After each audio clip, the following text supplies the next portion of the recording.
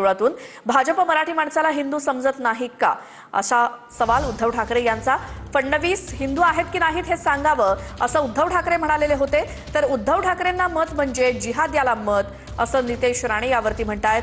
लोक हिंदुत्वाचा विचार करतील, 16 तारखेला सगळं भगवमय करतील असं नितेश राणे म्हणाले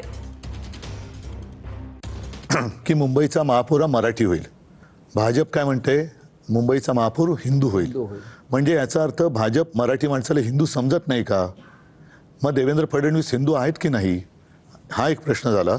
आणि संयुक्त महाराष्ट्राच्या वेळेला मराठी माणसांवरती गोळ्या घालणारा माणूस हा मोरारजी देसाई हा हिंदू होता की नव्हता? त्यांनी हिंदू मराठी याच्यामध्ये जी काही गफलत करण्याचा प्रयत्न चालवला ना तो पहिला बंद करावा।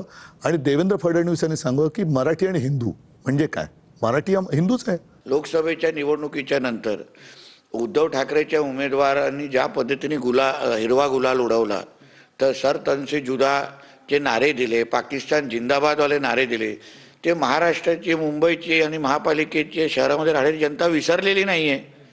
उद्धव ठाकरेला मत म्हणजे जिहाद्याला मत, काँग्रेसला मत म्हणजे मुस्लिम लीगला मत।